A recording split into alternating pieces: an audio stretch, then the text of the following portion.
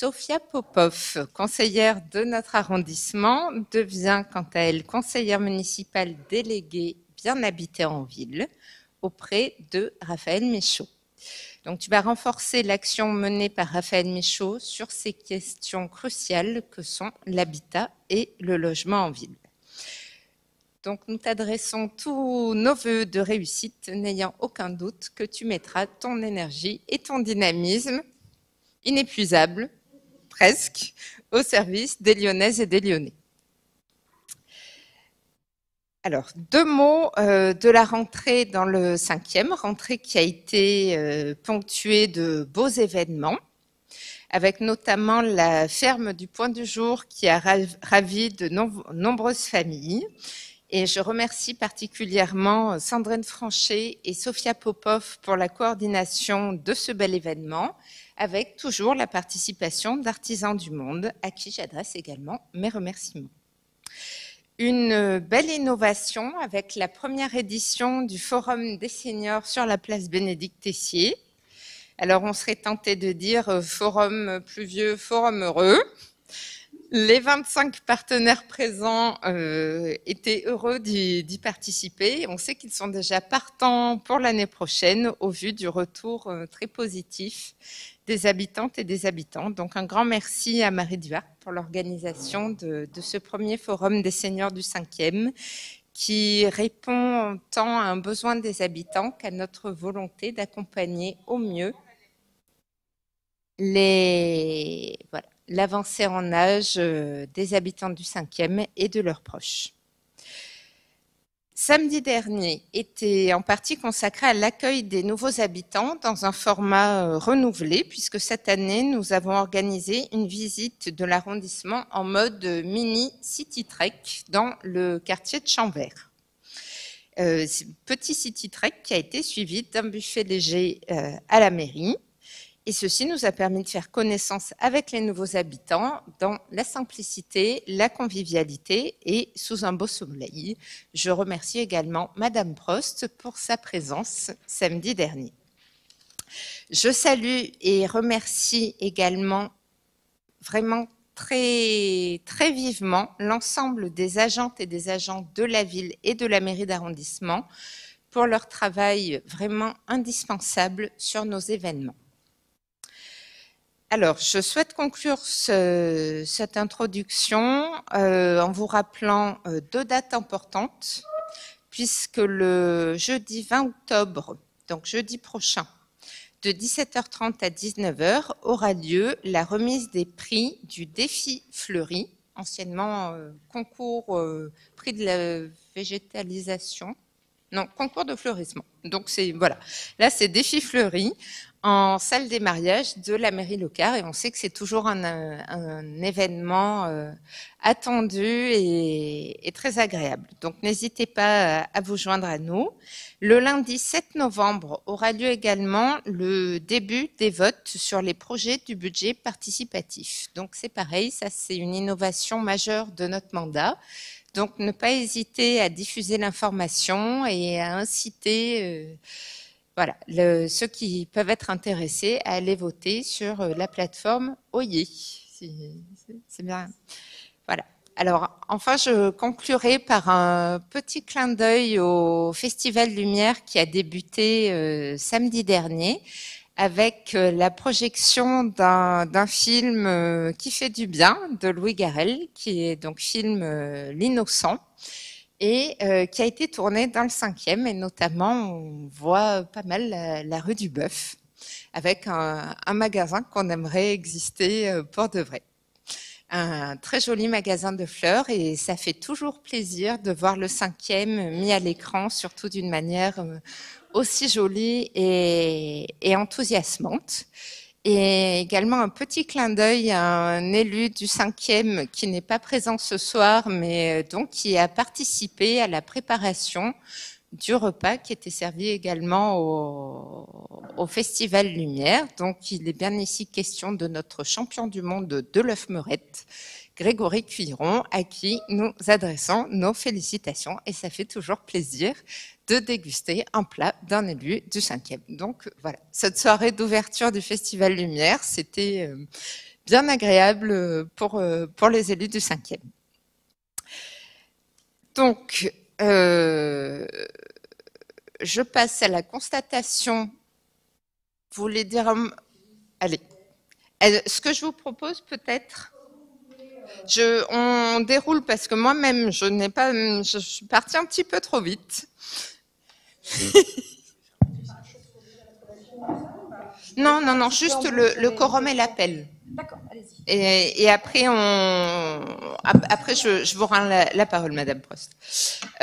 Donc, je constate que le quorum est bien atteint et je désigne comme secrétaire de séance Madame Sophia Popov, à moins qu'il y ait des candidatures alternatives. Non, en l'occurrence, Madame Popov, vous êtes notre secrétaire de séance pour ce soir.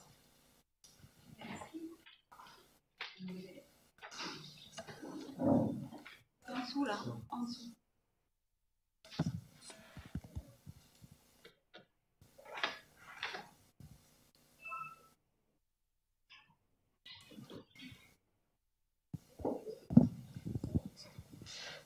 Pardon pour ce petit contretemps.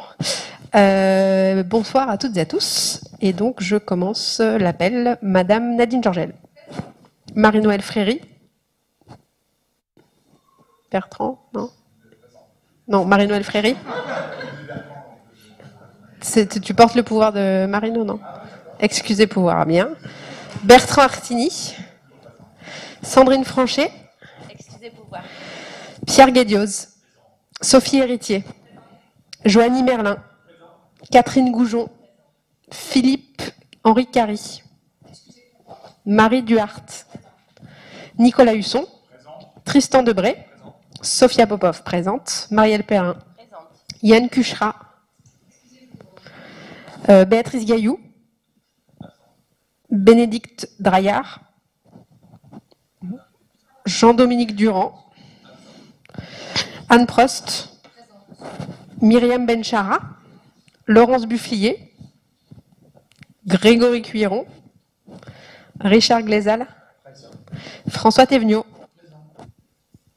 L'appel est terminé, Madame la maire. Merci beaucoup. Madame Prost, vous souhaitez prendre la parole. Je vous remercie. Merci pour votre préambule qui était... Madame Prost, Pardon. Merci pour votre introduction qui était intéressante et ravie aussi j'ai eu la chance de goûter à l'entrée de Grégory Cuiron qui était fameuse. Donc j'avais une petite question. Vous savez que je suis quand même les choses d'un petit peu près. Et Madame la maire, je voudrais revenir sur un point qui me semble particulièrement important et qui demande un minimum d'éclaircissement de votre part, puisque vous avez mis en ligne sur le site de la mairie du 5e un questionnaire sur l'aménagement du quartier Saint-Georges, qui est en fait une proposition d'extension du secteur piétonnier du Vieux-Lyon dans ce quartier. C'est à quoi je suis tout à fait favorable.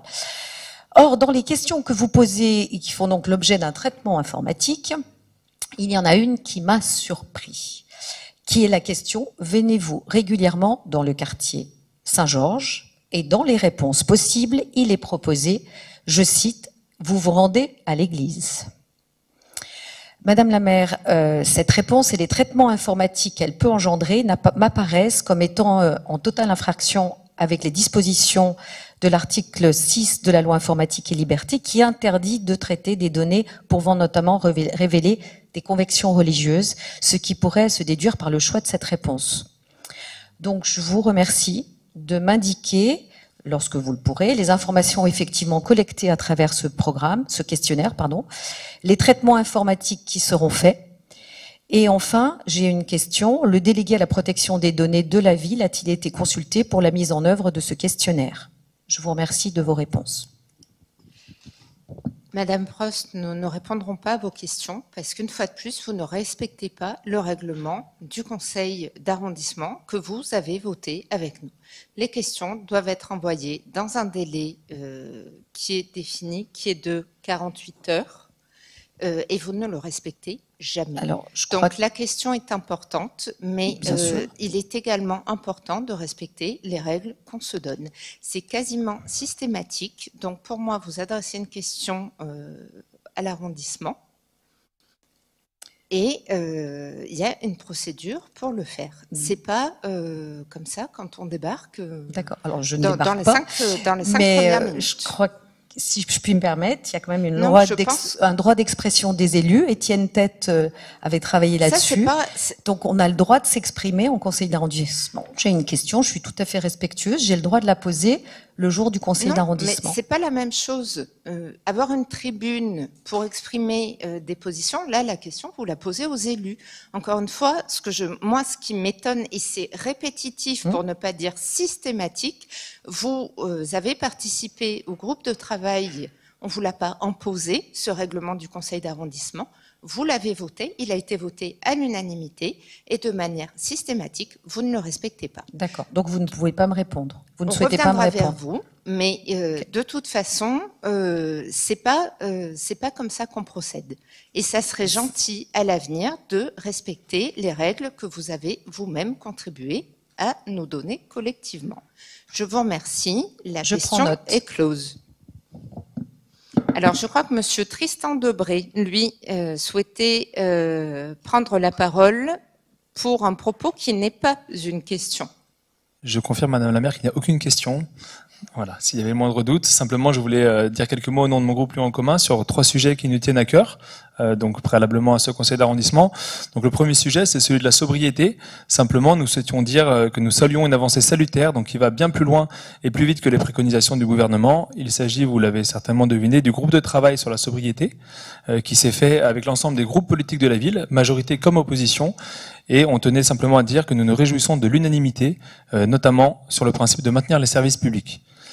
On salue aussi un événement culturel, qui est l'événement Les droits culturels en action, qui se déroulera à la fin de la semaine. Les droits culturels sont un pan des droits de l'homme, et ils nous engagent à renforcer la participation des habitants à la vie culturelle de la cité. Et je me réjouis aussi que nous y contribuons déjà avec les projets artistiques menés dans les rues des enfants, avec nos habitants les plus jeunes. Notre arrondissement va d'ailleurs en accueillir un nouveau prochainement. Un dernier point, enfin, sur les transports en commun lyonnais. Nous souhaitons réitérer notre souhait, avec mes collègues de Lyon en commun, d'aller vers une régie publique des transports lyonnais, à travers laquelle on impliquerait le principe de gratuité, afin de garantir l'accès au réseau à l'ensemble des Lyonnaises et des Lyonnais, dont les plus modestes. Que l'on parle d'énergie, de culture ou encore de transport, notre rôle en tant qu'élus de la République est bien de garantir, de préserver et d'entretenir la chose commune, le bien commun. Je vous remercie. Merci, Monsieur Debré. Donc, nous passons à l'approbation du procès-verbal de la séance du 13 septembre 2022. Qui vote pour? Le procès-verbal est adopté à l'unanimité. Je vous en remercie. Je vous indique également le retrait de la délibération 45-96. Donc, nous passons au premier point de notre ordre du jour avec le dossier 46-24. Donc, il s'agit d'un projet de délibération qui nous tient particulièrement à cœur puisque ça concerne la santé et la santé animale et le bien-être notamment des animaux domestiques. Donc c'est une délibération dont l'intention est d'attribuer des subventions au dispensaire de la SPA de Lyon 3e à hauteur de 5 000 € et au chat de l'Oyas dans le 5e à hauteur de 8 500 €. Donc le dispensaire de la SPA remplit deux fonctions. D'une part, il permet aux plus précaires de faire soigner leurs animaux. Et on sait que les frais vétérinaires peuvent être conséquents, mais que le fait d'avoir un animal domestique, notamment un chat ou un chien, ça contribue à la bonne santé mentale, à la lutte contre l'isolement. Et en ça, le dispensaire de la SPA remplit une fonction sanitaire et sociale vraiment très importante.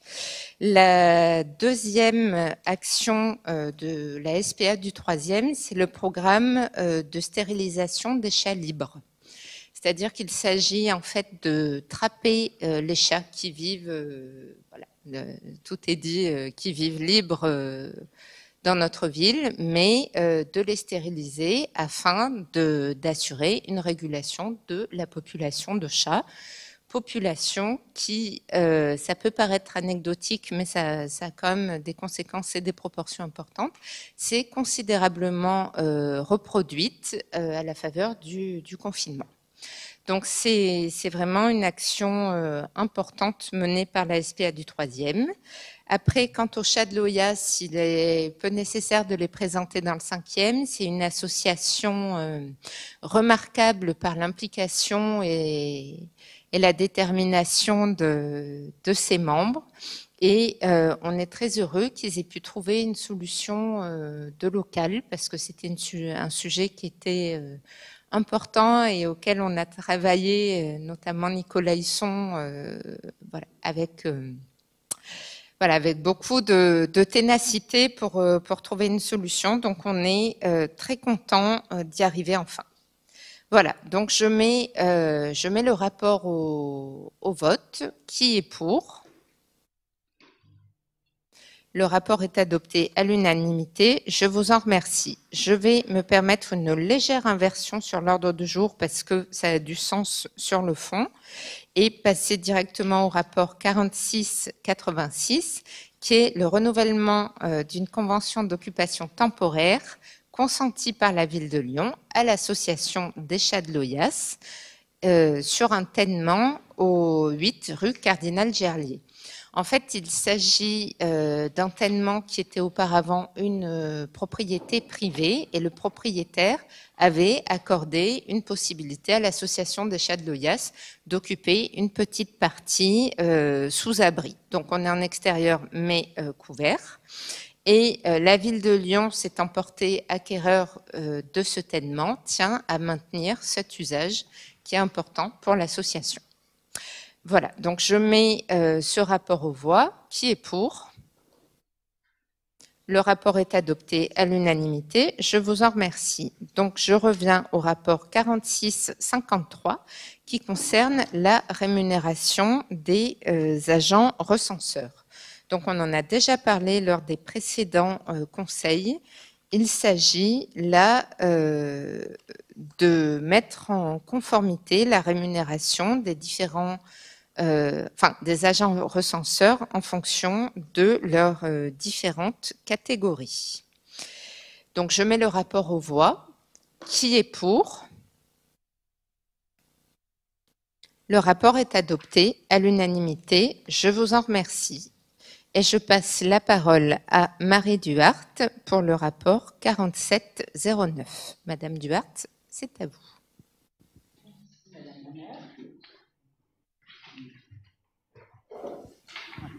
Bon, c'est bon. Mesdames et messieurs, la ville de Lyon renforce son soutien à l'action sociale associative dont le partenariat est indispensable dans la prise en charge des plus vulnérables. Ces actions sont destinées à rompre l'isolement des personnes âgées sur cette fin d'année, comme des visites à domicile ou bien la valorisation de l'apport des seniors dans la communauté.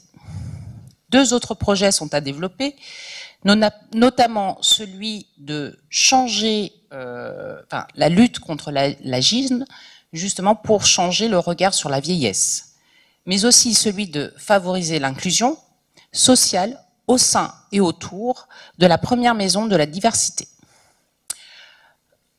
Pour ce faire, les subventions aux 5 organismes ouvrant dans ce sens sont allouées pour une somme globale de 21 670 €. Si ces dispositions recueillent votre agrément, je vous propose, mesdames et messieurs, d'adopter cette délibération. Merci Madame Duhart. Y a-t-il des prises de parole? Dans ce cas, je mets le rapport aux voix. Qui est pour? Le rapport est adopté à l'unanimité. Je vous remercie. Et nous passons la parole à Madame Popov pour le rapport 3585. Merci Madame la maire. Avant de débuter la présentation un peu plus formelle de ce rapport, je me permets, si vous le voulez bien, de vous présenter l'exposition qui se situe derrière nous, qui est donc l'exposition qui s'appelle Vénus et qui allie très à propos les enjeux de santé et d'égalité entre les femmes et les hommes. Vu que je vais présenter 2 rapports importants sur ces thématiques-là, voilà, ça tombe bien. Cette exposition a été réalisée par des habitantes du 5e avec des artistes d'une galerie qui s'appelle Space Junk, et elle s'inscrit dans le cadre d'Octobre Rose, qui est le mois réservé à la sensibilisation à la lutte contre le cancer du sein. Et donc elle vise évidemment cet objectif à travers les ateliers auxquels ont participé les habitantes qui ont pu être sensibilisées à ce sujet, et puis l'exposition en elle-même, qui restera visible dans cette salle en libre accès jusqu'à la fin du mois d'octobre. Voilà. Et je me tiens à votre disposition voilà, si vous aviez plus de questions.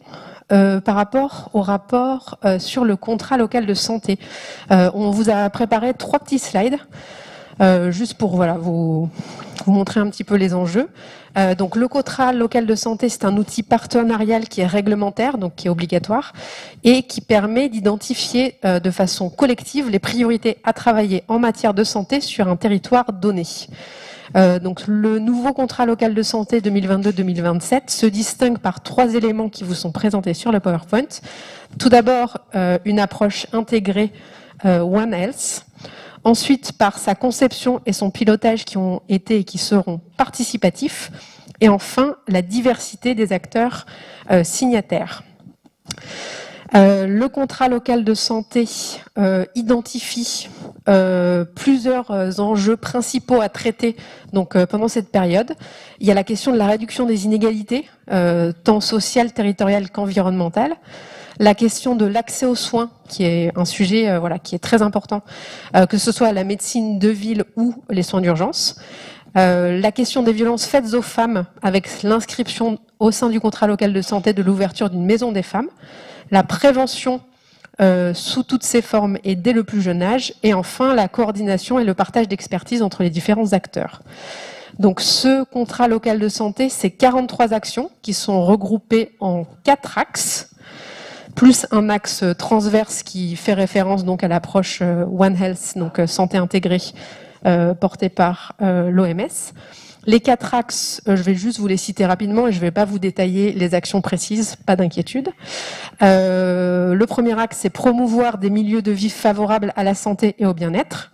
Le deuxième, c'est de développer et améliorer la prévention, la promotion et l'éducation à la santé. Le troisième axe, c'est favoriser l'accès à la santé et aux droits. Et enfin, le 4e axe, c'est développer la coordination, la mise en réseau et l'expertise de l'écosystème des acteurs du champ de santé. Pour information, le contrat sera signé le 10 janvier en présence de toutes les parties prenantes. Donc c'est toutes les personnes qui ont participé aux ateliers, les mairies d'arrondissement et tous les partenaires.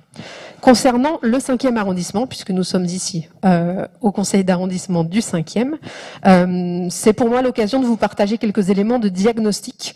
Donc notre démographie est marquée par à la fois une densité élevée de jeunes adultes, qui est liée entre autres à la présence de résidences étudiantes, et aussi une densité élevée de personnes de plus de 80 ans, qui est liée à la présence d'établissements spécialisés en gériatrie. Ces 2 spécificités démographiques, en fait, amènent des besoins spécifiques et qui sont entre eux assez différenciés en termes de santé. Le 5e est aussi une zone de vigilance en raison du vieillissement et du non-renouvellement des médecins généralistes. Donc en 2019, on comptait 50 médecins généralistes, dont 54% avaient plus de 55 ans. Nous sommes aussi alertés sur la capacité des infirmiers à prendre en charge certains actes de soins et des difficultés qu'ils rencontrent face à des situations sociales de plus en plus complexes et qui nécessitent souvent un traitement assez long. Et de façon générale, l'accès aux soins à domicile est un sujet assez important pour notre arrondissement. On a aussi des besoins importants en soins psychiatriques et psychologiques qui, malheureusement, ne trouvent pas de réponse adaptée ni dans l'hôpital public ni dans l'hôpital privé. Alors, concrètement, quel est le rapport entre ce diagnostic et le contrat local de santé? Alors, c'est la question de savoir ce que pourrait apporter ce contrat local de santé comme action concrète pour répondre aux besoins de santé de notre territoire. J'en ai fait une petite liste voilà, qui n'est pas du tout exhaustive et qui pourra amener à être travaillée collectivement. Par exemple, sur la question de l'activité physique adaptée et du sport santé, il est envisagé de développer des parcours en format Lyon sur le 5e.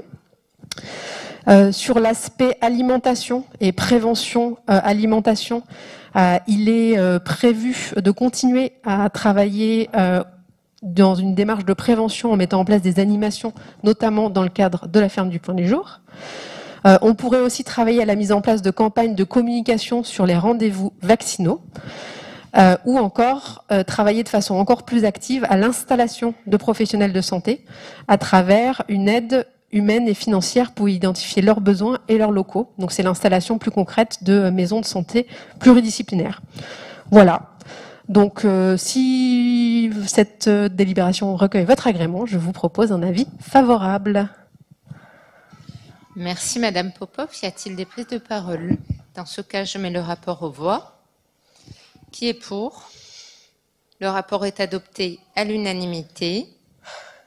Et nous continuons avec vous, Madame Popov, pour le rapport 46-25. Tout à fait. Alors, ce rapport nous permet d'attribuer une subvention de 4 000 € au réseau national de surveillance aérobiologique. Ce réseau recueille, analyse et diffuse des informations sur les particules allergènes qui sont présentes dans l'air. Et il le fait en installant et gérant des capteurs, puis en traitant les données recueillies, avant enfin de rédiger des bulletins allergopolliniques. Cette subvention va permettre d'installer un nouveau capteur qui nous permettra une étude plus fine des allergènes présentes dans l'air, avec l'obtention notamment de données quasiment en temps réel, et donc ainsi de suivre l'impact des projets de végétalisation sur les sujets d'allergie. Voilà. Donc si cette délibération recueille votre agrément, je vous propose pour ma part un avis favorable. Merci Madame Popov. Y a-t-il des prises de parole? Dans ce cas, je mets le rapport aux voix. Qui est pour? Le rapport est adopté à l'unanimité et nous continuons, Madame Popov, avec le rapport 46-26. Très bien. Alors, il s'agit là de la délibération sur un financement de l'ADEME et une convention de partenariat. Alors, cette délibération s'inscrit dans le cadre du projet Ville et territoires sans perturbateurs endocriniens, qui est une charte que la Ville de Lyon a signée l'année dernière. Dans ce cadre-là, la Ville de Lyon est en train de préparer un plan d'action détaillé. Et bien évidemment, la question de la lutte contre les perturbateurs endocriniens est tout à fait intégrée au contrat local de santé que je vous présentais il y a quelques minutes. Dans le cadre de cette lutte contre les perturbateurs endocriniens, un des axes prioritaires pour la Ville de Lyon est de limiter l'exposition des jeunes enfants aux phtalates. Et donc avec ce projet, on propose de participer à l'évaluation de l'exposition des jeunes enfants aux phtalates dans les établissements municipaux, en partenariat avec le Centre scientifique et technique du bâtiment et le Bureau d'études Médieco. Donc, ce consortium de 3 acteurs, la Ville de Lyon, le Centre scientifique et le Bureau d'études, ont candidaté à un appel à projet de l'ADEME sur le sujet, qui a été remporté. Et donc, cette délibération nous permet tout simplement d'approuver la subvention de l'ADEME, donc d'accepter de recevoir l'argent, et aussi la mise en place de la convention de partenariat avec le bureau d'études. Voilà, je vous propose un avis favorable pour cette délibération. Merci Madame Popov. Y a-t-il des prises de parole? Dans ce cas, je mets le rapport aux voix. Qui est pour?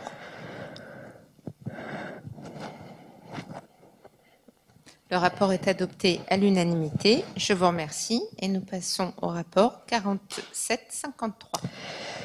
47-53. Donc ce rapport, cette délibération nous permet de prendre acte de la présentation du rapport réglementaire 2021 sur la situation en matière d'égalité femmes-hommes. Donc à l'échelle municipale, ce rapport nous permet de noter quelques avancées. Au niveau de la politique d'égalité professionnelle, on peut notamment saluer l'approbation du nouveau plan d'action visant à atteindre l'égalité professionnelle, ou encore le nouveau cadre pour les régimes indemnitaires du personnel qui a permis de revaloriser financièrement les filières les plus féminisées. Au niveau des politiques publiques municipales qui sont mises en œuvre, on salue les avancées dans la mise en œuvre de la budgétisation sensible au genre, la publication du livret qui traite le sujet de la prise en compte de l'égalité de genre dans l'aménagement urbain, ou encore les avancées dans la préfiguration de la Maison des femmes, qui est aussi intégrée au contrat local de santé.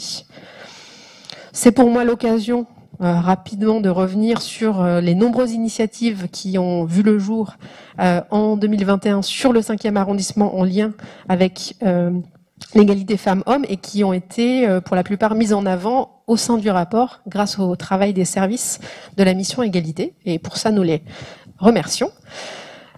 Concernant le matrimoine et l'espace public, donc en 2021, la mairie d'arrondissement avait réalisé une exposition sur le matrimoine, ainsi qu'une trentaine de visites commentées de cette exposition en mars et avril 2021.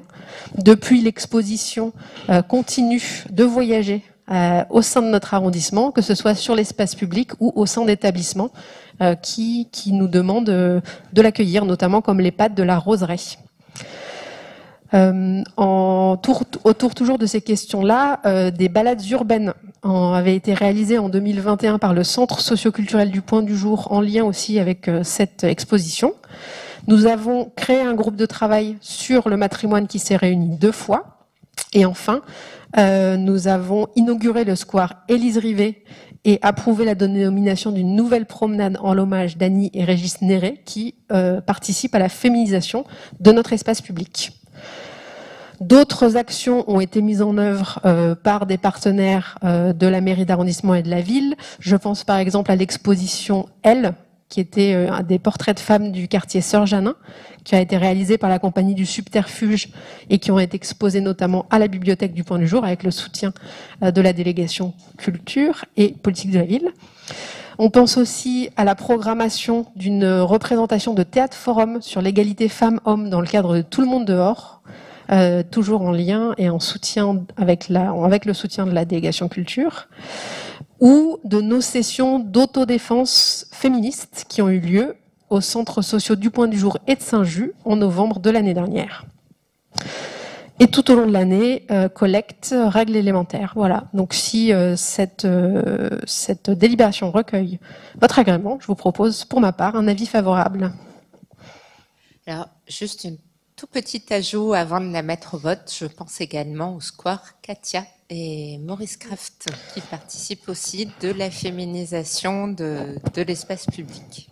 Comme il s'agissait du rapport 2021, j'ai pas encore. Alors, on le redira. J'ai fait comme si ça n'existait pas, mais en effet, ce sera pour l'année prochaine. On le redira avec plaisir en 2020. On le redira, voilà. Donc, je mets le rapport aux voix. Qui est pour? Le rapport est adopté à l'unanimité. Je vous remercie et je passe la parole à Marielle Perrin pour le rapport 46-31. Bonjour à tous, chers collègues. Merci aux spectateurs de ce conseil d'arrondissement et à ceux qui nous écoutent à distance. Aujourd'hui, je vais vous parler de trottinettes électriques. Depuis l'implantation des services de trottinettes électriques dans notre ville, la ville de Lyon s'est attachée à réguler ces services afin de favoriser leur intégration dans l'espace public et ce, dans le respect des autres usagers. À titre d'exemple, nous avons environ 8000 trajets quotidiens par semaine qui partent de notre 5e arrondissement en trottinette électrique. Ça représente à peu près 7% des trajets de trottinettes sur l'ensemble du Vieux-Lyon et une trottinette, elle est utilisée 7 fois par jour. Pour réguler justement l'utilisation de cette trottinette électrique, sur l'année 2022, nous avons effectué un zonage dans la zone du Vieux-Lyon. On ne peut plus déposer sa trottinette n'importe où sur un trottoir. On est obligé de déposer sa trottinette dans des emplacements dédiés. Sur le plateau, et ce depuis mars 2022. Sur le plateau du 5e arrondissement, on est obligé de déposer sa trottinette dans des arceaux vélos. C'est pour ça qu'au mois de mai 2022, il y a eu un gros déploiement d'arceaux vélos dans des rues aussi résidentielles afin de permettre l'utilisation des trottinettes par toutes et tous. Donc depuis juin 2022, il n'y a plus de trottinettes sur les trottoirs. Si vous voyez des trottinettes sur les trottoirs, il y a le site internet Tout2Go et les concessionnaires sont censés enlever les trottinettes dans les 4 heures. Donc n'hésitez pas à faire remonter toute trottinette abandonnée sur un trottoir. Cela n'est pas normal. Vous pouvez aussi signaler des lieux d'encombrement. Donc, Madame Dreyer est pas là, mais elle m'avait signalé Montée-Saint-Barthélemy, un amas de trottinettes quotidien devant les cams. Donc, sachez que une des sociétés passe tous les jours à 10h30 et 23h pour aller ranger à cet endroit spécifiquement les trottinettes, et peuvent le faire si vous voyez des dépôts de trottinettes sauvages dans notre arrondissement. Afin de continuer à réguler et réglementer cet usage, la ville de Lyon va augmenter la redevance pour ces engins électriques, et nous allons passer donc de 30 ou 45 euros à 60 euros par engin, ce qui est un alignement avec la ville de Paris. Mesdames et messieurs, je vous propose de voter favorablement cette délibération. Merci. Y a-t-il des prises de parole? Dans ce cas, je mets le rapport aux voix. Qui est pour? Le rapport est adopté à l'unanimité. Et avant de passer la parole à Joanny Merlin, je tiens, Madame Perrin, à vous remercier pour votre implication sur la multiplicité des dossiers que vous suivez ou initiez en ce moment. On pense par exemple à l'étude sur la plaine Chante-Grillé qui s'est terminée, qui s'est pas terminée, dont on a eu un rendu la semaine dernière, étude tout à fait conséquente. Également donc sur le questionnaire que vous administrez sur l'extension éventuelle de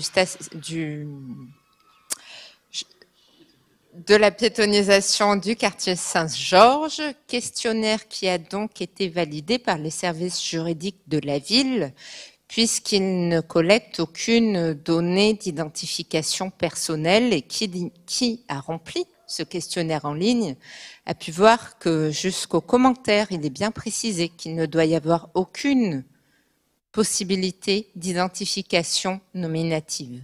Ce questionnaire remplit donc toutes les normes RGPD et de respect de la vie privée.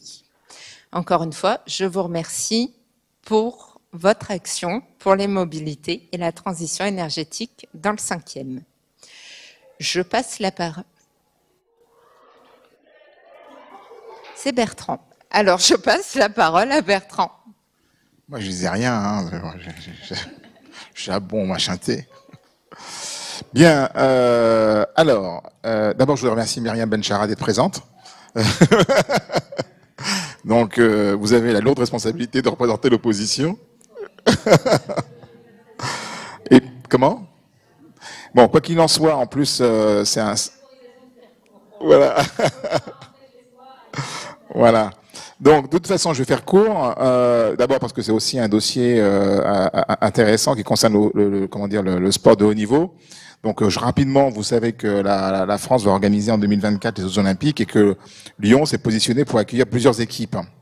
Donc, je vais pas les citer, vous les avez tous là. Vous avez des subventions qui sont attribuées aux grands sportifs. Il y avait deux types de subventions, une subvention de catégorie A et une subvention de catégorie B. Et dans cette subvention de catégorie B, je voudrais souligner que dans notre arrondissement, nous avons un jeune homme qui s'appelle Mathis Alesio Capolini, qui est aussi champion d'Europe de taekwondo. Donc c'est pour ça que je fais aussi un certain nombre d'efforts de façon à ce que le taekwondo puisse avoir une belle place et des moyens de continuer à se développer. Donc on a là aussi la fierté d'avoir un arrondissement qui se développe bien sur le plan sportif malgré les difficultés qu'on peut rencontrer par ailleurs. Juste un dernier point, après je laisse la parole à Madame la maire pour le vote, mais on a une nouveauté sur laquelle je suis extrêmement sensible sur la ville de Lyon, c'est qu'on va également apporter notre soutien aux guides des athlètes qui sont déficients visuels. Vous savez qu'on a apporté d'abord une aide aux athlètes, mais pas forcément aux guides. Maintenant, c'est sur les mêmes piédestals, donc on est plutôt fiers d'appartenir à cette ville qui tient compte des personnes en situation de handicap et de leurs accompagnants pour le développement du sport. Voilà, Madame la maire. On va peut-être faire un record. On travaille pour établir un record ce soir. Donc, je mets le rapport aux voix. Qui est pour? Le rapport est adopté à l'unanimité. Je vous en remercie. Nous continuons, Monsieur Artini. Alors, je vais encore faire plus court parce que je pense que je vais pas vous faire comment dire, l'affront de vous présenter la Saint-Élion. C'est une course sportive ludique, familiale, amicale. Voilà, ça fait partie de la culture, du patrimoine local maintenant. Bon, juste un mot parce que j'avais rencontré l'association le cyclotourisme l'an passé, j'en avais beaucoup discuté avec eux. Ce qui est très important, en tout cas pour nous, je pense, enfin quand je dis nous, c'est l'ensemble du conseil d'arrondissement, c'est que nous avons une association qui met, comment dire, les valeurs écologiques et la protection de l'environnement comme étant un point fort, en tout cas, de cette course. Avec des gens qui sont bénévoles et qui sont prêts même à disqualifier des équipes qui ne respecteraient pas les règles en matière de protection de l'environnement. C'est essentiellement la question des déchets. C'est une association qui avait réclamé 30 000 euros. Le 25 000 euros lui avait été accordé l'an passé. Et cette année, c'est 28 000 euros que je vous demande d'approuver. Merci. Merci. Y a-t-il des prises de parole? Je mets le rapport aux voix. Qui est pour? Le rapport est adopté à l'unanimité. Je vous en remercie et nous continuons avec Monsieur Guédiouz pour le rapport 4632. Merci, bonsoir. Alors, il s'agit d'attribution de subventions pour des actions qui sont conduites dans le cadre du projet éducatif de la ville de Lyon. Il s'agit également d'ajustements et de compléments liés au fait qu'il y a déjà eu une délibération votée au conseil municipal du 20 septembre. Il y a eu au moins une trentaine d'actions, je peux les passer en revue. Je vais résumer. Donc, je peux en citer quelques-unes, je trouve, qui illustrent bien ce qu'on peut faire dans le cadre du conseil du projet éducatif. Le projet Canopé, qui permet de développer la pédagogie en plein air dans le cadre de la classe dehors. Donc, vous savez que les écoles du 5e s'y prêtent particulièrement pour plein de raisons que vous connaissez. Cours végétalisés, jardins dans les cours, parce que les cours du 5e sont assez grandes, etc. Des partenariats avec des jardins partagés, des vergers, enfin bref. Donc voilà.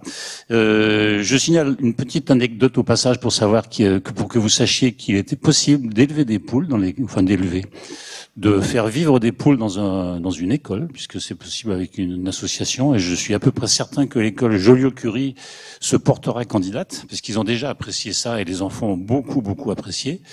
Je vais développer en particulier un projet qui entre dans l'éducation artistique et culturelle, parce que il y a eu un gros effort qui a été fait cette année, l'année qui vient de se passer dans le 8e, pour que les enfants, en gros, je résume, soient de plus en plus en possibilité d'avoir un instrument, vraiment de jouer réellement d'un instrument, mais ça concerne aussi l'image et la musique, les écrans de façon générale. Donc ça permet, par exemple, outre la mise en contact avec un artiste, la participation au processus de création, ça aussi touche le mieux vivre, les transformations de l'environnement des enfants, l'amélioration du climat scolaire, et elle a une plus grande confiance en soi, une meilleure estime de soi pour la production d'une œuvre collective dont ils vont pouvoir garder une trace. Voilà, je développe pour montrer que cet aspect-là qui rentre dans l'éducation artistique et culturelle peut s'accompagner de toute une série de directions auprès des élèves. Je résume, vous êtes d'accord? Si je peux citer l'ensemble des LAP, des lieux d'accueil des parents, qui vont être tous réunis dans le premier arrondissement autour d'un événement festif et convivial à l'école Douaneau. Et puis, je vais peut-être donner un exemple qui est pris en charge par l'association Action Sport Éducation, parce que j'ai une petite nostalgie pour le sport. Ça concerne 16 accueils de loisirs du mercredi matin. Et grâce au sport, on évoquera le vivre ensemble, on évoquera la lutte contre les discriminations et la promotion du bien manger, parce que c'est aussi un moment qui s'y prête. Voilà, donc il y a 30 actions, tout ça est dans les annexes, si vous voulez les détails. Si ces dispositions recueillent votre agrément, je vous propose, mesdames et messieurs, donc de voter favorablement.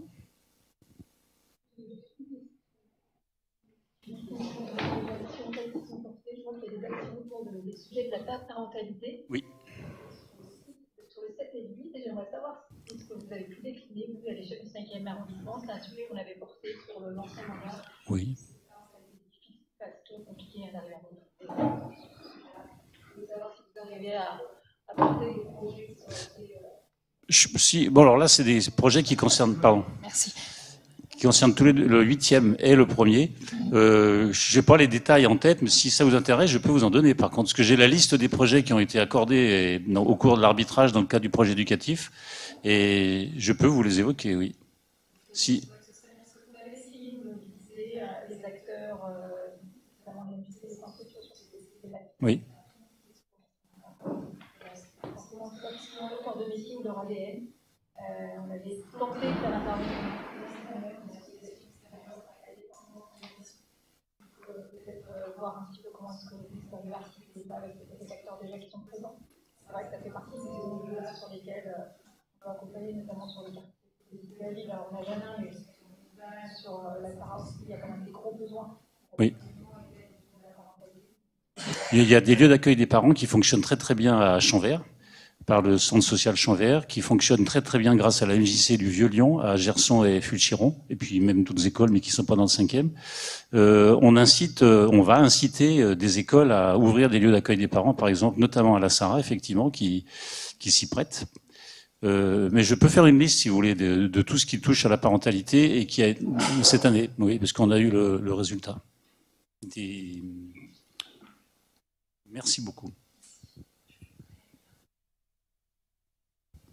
Madame Perrin, je vous en prie. Oui, j'interviens avec une casquette un petit peu de maman parent d'élève, parce que c'est vrai qu'il y a une super association qui s'appelle Écolo-Poules, et en fait qui prête les poules dans les écoles, et en fait qui les récupère pendant les périodes de vacances scolaires. Parce qu'en fait, pour avoir été maman avec des poules dans une école, le problème c'était de qui s'occupe des poules pendant les vacances. Et en fait, cette super association, elle permet justement, voilà, elle récupère les poules pendant les vacances, et même des fois, elle va les prêter aux centres aérés qui, eux, ont des enfants et accueillent des enfants pendant les vacances. Donc, c'est vraiment une super association. Alors, on n'ira pas dans le détail de savoir si c'est les mêmes poules qui reviennent à la rentrée. Mais quoi qu'il en soit, sur la question de la parentalité, je vais me permettre juste de partager la présentation qui nous a été faite à Marie-Noëlle Fréry et moi-même et bien d'autres acteurs hier soir par le Centre social de Champvert, puisqu'ils sont en train de retravailler leur projet pour le centre social pour les prochaines années. Et effectivement, les actions menées en faveur de la parentalité, c'est vraiment un point fort du centre social, avec une équipe qui est très impliquée. Et je pense que ça peut être effectivement une référence dans l'arrondissement pour voir comment ça peut être dupliqué et adapté ailleurs. Donc, on a bien des initiatives.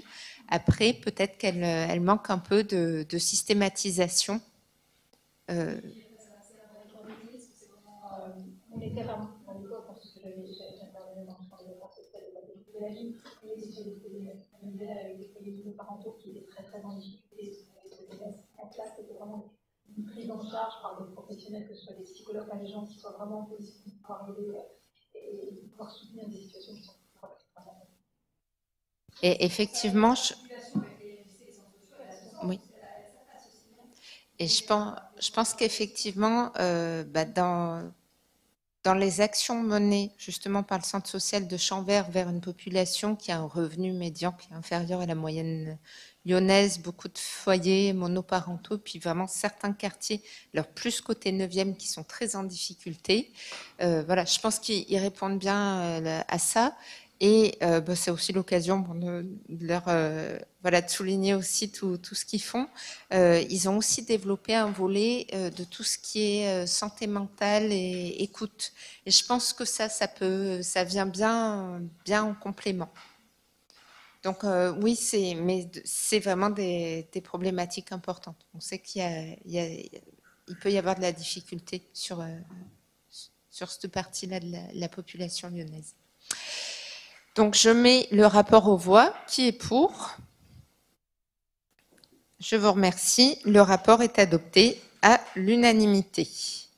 Et cette fois-ci, je passe vraiment la parole à Monsieur Merlin. Non, toujours pas. Ah bah...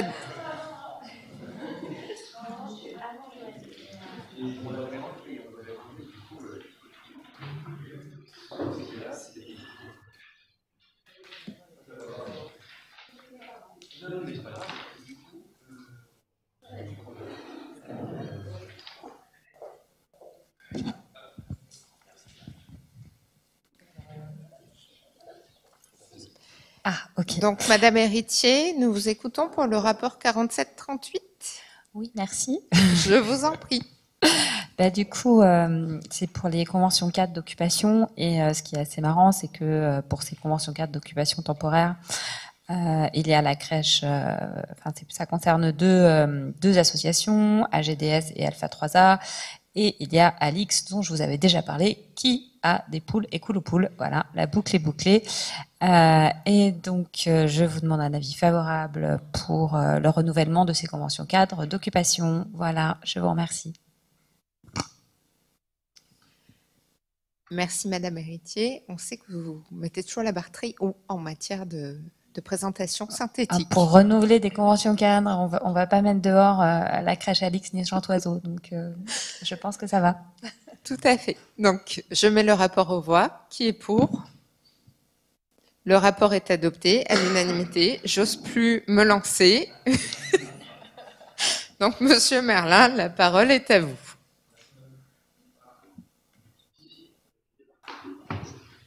C'est bon. Merci Madame la maire d'avoir suscité une certaine attente sur mon intervention. Donc la délibération 42-20 porte sur la mise en place de modifications tarifaires dans les musées de la ville de Lyon. On est concerné dans le 5e évidemment pour le musée Gadagne. Vous avez une liste dans votre dossier sur table des ajustements qui sont opérés. Donc pour maintenir un objectif de record, je vais pas passer en revue. Non, mais je vais pas toutes les passer en revue tout simplement parce que si ça va de la simple simplification de la présentation de certains tarifs à des ajustements mineurs sur la grille. Par contre, je vais évoquer une des mesures phares de cette délibération, qui est la mise en place de la gratuité pour tous les groupes champ social et accessibilité. Alors pour faire simple, les musées de la ville de Lyon sont déjà très engagés depuis longtemps auprès des relais du champ social. Mais les tarifs, eux, actuellement, sont dirigés exclusivement vers certains publics, les publics en insertion ou ceux qui sont concernés et listés dans la charte de coopération culturelle. Ça représente à la fois un public qui est un peu restreint et une certaine difficulté administrative puisque ces publics doivent justifier individuellement de leur situation. Alors ce que va permettre cette délibération, c'est de proposer une gratuité totale aux groupes issus du champ social, c'est-à-dire les groupes qui seront identifiés par les partenaires, ce qui permettra à toutes les structures qui sont en contact donc avec ces publics d'accéder encore plus facilement à la gratuité dans les musées sans avoir forcément à justifier d'une situation pour chacun des membres des groupes. Ça s'inscrit évidemment dans la politique forte menée par la ville de Lyon et Nathalie Perrin-Gilbert en collaboration avec les arrondissements d'offrir un accès à la culture pour tous. Enfin, je me félicite aussi au regard de la situation internationale que cette délibération permette également de mettre en place une gratuité à destination des réfugiés qui n'auraient pas encore qui serait en cours de démarche administrative. Pour toutes ces raisons, je vous propose, mes chers collègues, d'émettre un avis favorable. Merci. Y a-t-il des prises de parole? Dans ce cas, je mets le rapport aux voix. Qui est pour? Le rapport est adopté à l'unanimité. Je vous en remercie. Nous passons au rapport 47-63. Alors, pour la délibération 47-63, elle porte sur l'attribution de subventions dans le cadre de la Fête des Lumières 2022. On est concerné dans le 5e par un projet porté par la formidable association AADN et qui s'intitule Inside Out de Jacob Quist. Ça aura lieu du 8 au 11 décembre au Temple du Change. La subvention proposée est de 25 000 € sur un budget de 28 000 €. Alors le projet consiste en une mise en lumière du Temple du Change depuis l'intérieur du bâtiment à l'aide d'un système de LED. Précisément, il s'agit de Inside Out est une œuvre de lumière dans sa forme la plus pure qui atteint son apogée grâce à l'interaction entre la chromaticité et de lumière et la forme du bâtiment. Alors je pense que les descriptions sont mystérieuses pour nous inviter à les voir de nous-mêmes le moment venu. Aussi, c'est ce que je vais vous inviter à faire, à venir voir cette œuvre-là pendant le 8 décembre et à émettre aujourd'hui un avis favorable pour cette délibération. Madame Bachara.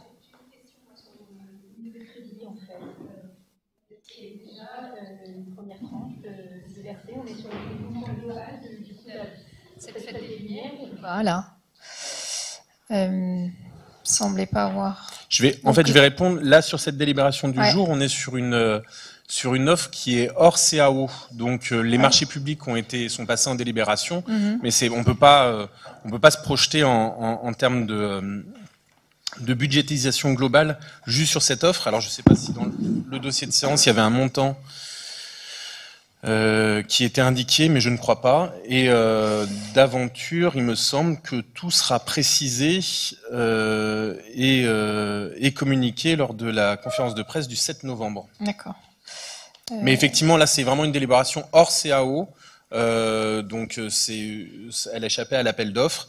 Et je ne sais pas si, et on n'a pas eu de délibération précédemment, mais c'est vraiment c'est parcellaire quoi, par rapport à l'ensemble de l'offre et de la Fête des Lumières à la ville de Lyon et de ce qui va se passer sur le 5e arrondissement. Okay. Et à titre comparatif, on était sur un budget qui était de combien l'an dernier sur des actions similaires? Vous avez, alors c'est vrai que sur ces tableaux, c'est toujours, ça fait des années qu'on en parle, hein, mais on n'a jamais le montant des exercices précédents, c'est toujours compliqué. Nathalie. Ouais, je sais pas si Nathalie, on avait regardé, je crois, les délibérations de l'année précédente, mais on est sur une légère augmentation du nombre d'œuvres. Là, on sera sur 30 œuvres à l'échelle de à l'échelle de la ville de Lyon. Il y a 2 arrondissements supplémentaires. J'ai pas le montant exact de l'ensemble. D'ailleurs, je sais pas si on l'avait dans une délibération. Du coup, je veux pas dire de bêtises, mais je sais enfin, en tout cas pour cette délibération-là, on est en dessous du montant moyen qui se situe à 47 000 euros. Là, on est à 25 000 euros. J'ai pas je suppose que 47 000 fois 30, on peut rapidement obtenir un budget global, mais je ne sais pas si on est en hausse ou en baisse par rapport à l'année dernière. C'est pas précisé dans le. On regardera, on en reparle ensemble évidemment, parce que là, je vais faire des. On l'avait évoqué à plusieurs reprises. Je vais faire des calculs d'épicier pour. Précédents pour pouvoir comparer à chaque fois, parce que c'est toujours un peu compliqué de revenir dans ces archives. Après, à titre personnel, le soutien de la Fête des Lumières, il est fondamental hein, pour les acteurs économiques du territoire. Je crois que c'est un événement phare qui aujourd'hui permet d'identifier Lyon à travers l'Hexagone, mais bien au-delà. Donc c'est un indicateur, c'est un facteur de rayonnement pour notre ville. Donc le soutien de la ville sur cette action-là doit être absolument majeur. On a des acteurs économiques, notamment de la restauration et de l'hôtellerie, qui ont été très en souffrance ces derniers mois et ces dernières années. Ils attendent beaucoup de cette Fête des Lumières. On espère en tout cas qu'elle sera à la hauteur de ce qu'on a pu avoir avant la crise sanitaire. Voilà, en tout cas, nous, on les soutient à travers nos actions au niveau de la Chambre de commerce et on est très en attente, en tout cas, du programme qui va être déployé, qui va être annoncé très prochainement. Et c'est vrai que on attend à ce que le projet, en tout cas la programmation, soit à la fois ambitieuse et soit à la hauteur des attentes des restaurateurs et puis aussi de la ville de Lyon et puis des habitants de Lyon. Je crois que c'est aussi un événement qui permet de faire rayonner la ville. Alors l'objectif, c'est aussi de faire un peu différemment parce que vous avez aussi votre empreinte à marquer. Mais au demeurant, ça reste quand même un bel indicateur. Nous, on soutient à hauteur financièrement le cluster Lumière qu'on a créé, qu'on a porté au niveau de la Chambre de commerce. On a de belles enseignes, on a de très belles entreprises qui œuvrent dans le champ dans ce champ d'activité, hein. Et pour le coup, on est très en attente, en tout cas, de savoir comment va se passer la programmation et on espère en tout cas que ce sera un événement très ambitieux. Madame Perrin.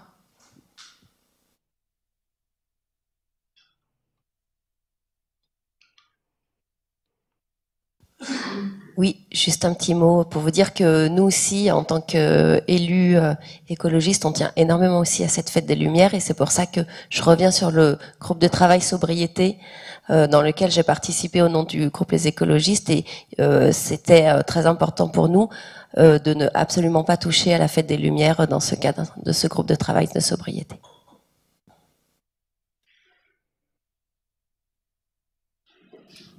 Merci. Je pense qu'on partage tous le même attachement à cette fête et la même compréhension des enjeux et de l'importance que ça revêt, tant pour les acteurs culturels qu'économiques que pour les habitants. C'est toujours et un plaisir et une fierté.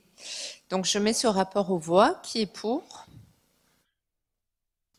Je vous remercie. Le rapport est adopté à l'unanimité. Monsieur Merlin.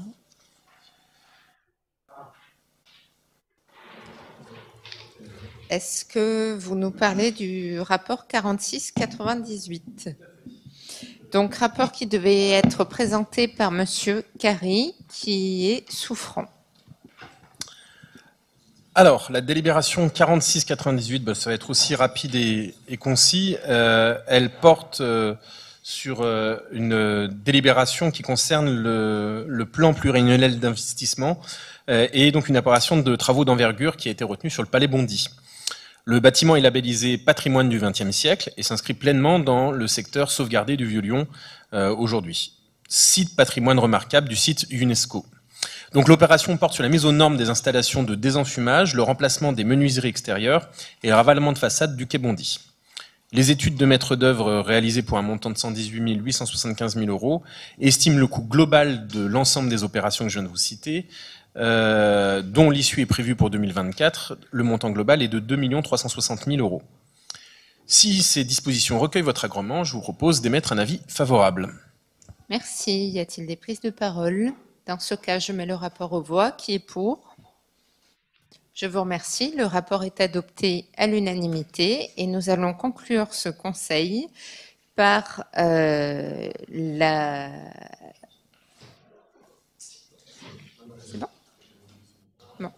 par la lecture de la question qui sera adressée au conseil municipal au nom du conseil d'arrondissement. Donc, cette question sera présentée le 10 novembre. Donc, je vous lis le texte pour approbation.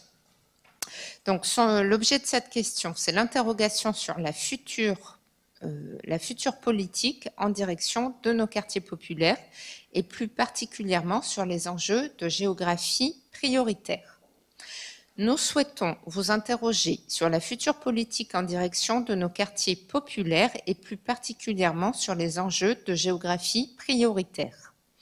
En effet, alors que les travaux de bilan ont commencé à l'échelle de la ville de Lyon et de la métropole, la position de l'État sur la suite de cette politique de cohésion sociale et territoriale est attendue par l'ensemble des acteurs et des collectivités.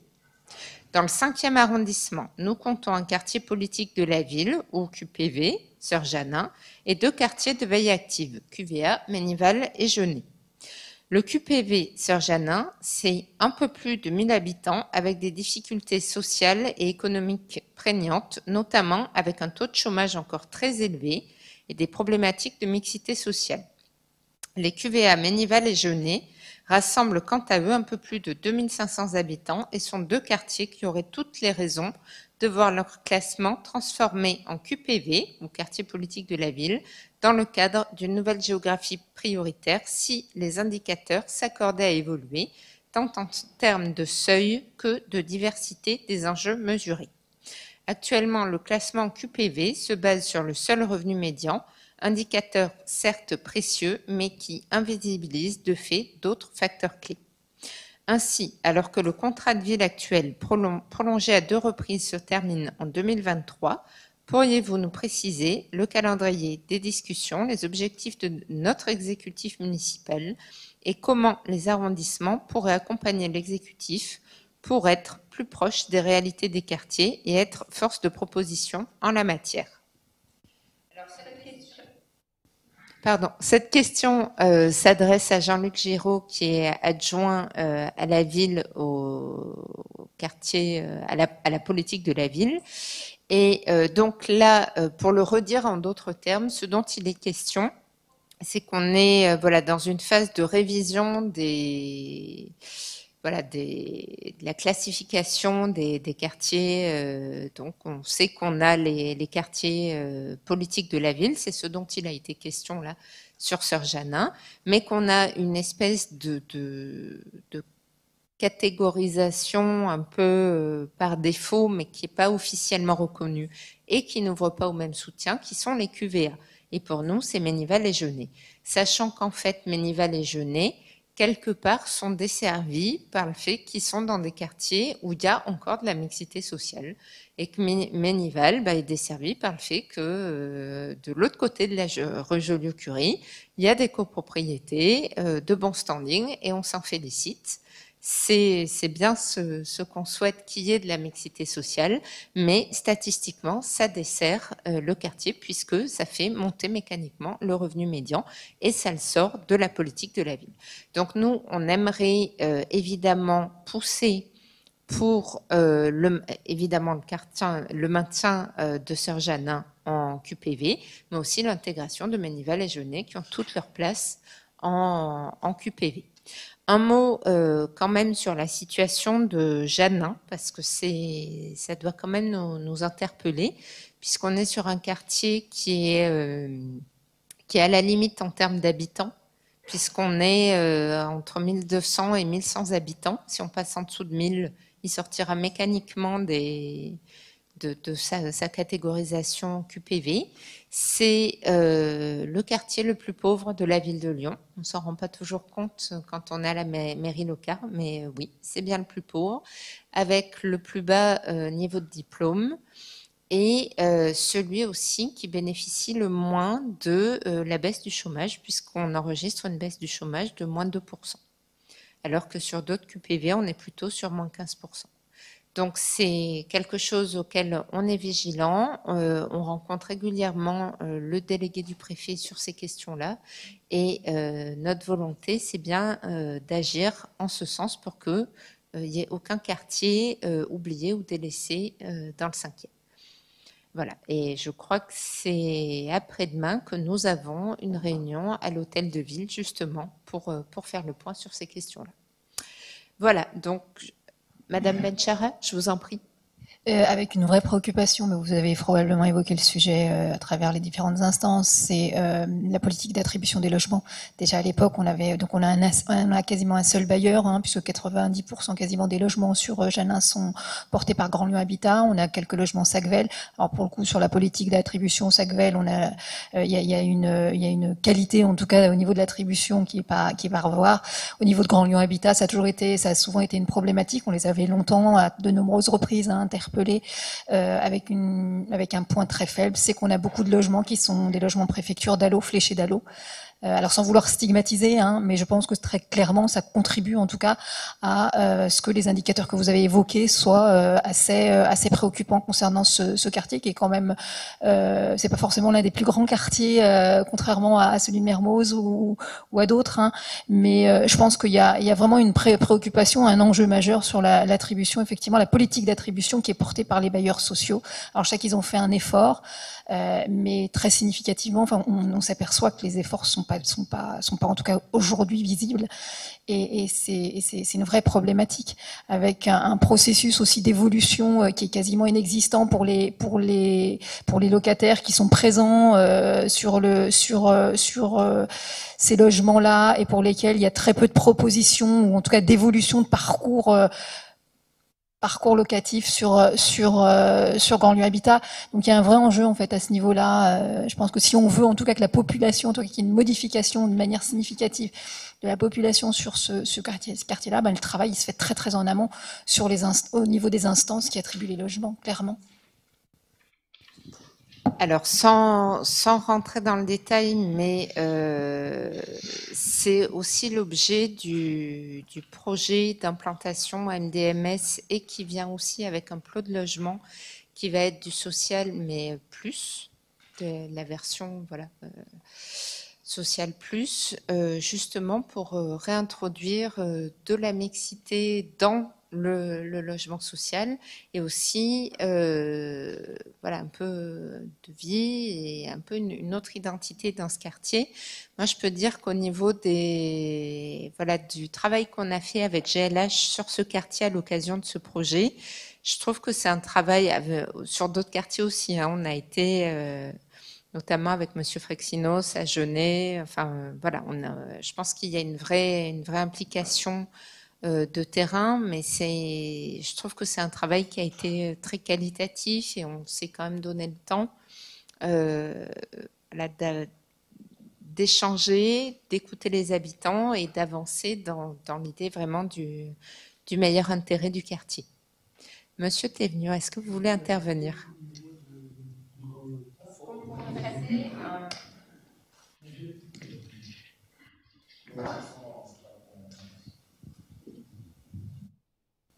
Oui, je voulais ajouter qu'au niveau de Grand Lyon Habitat, dont je suis le président, que les logements préfecture, on n'a pas la maîtrise de ça. Ils sont imposés. Donc il n'y a pas une politique de peuplement.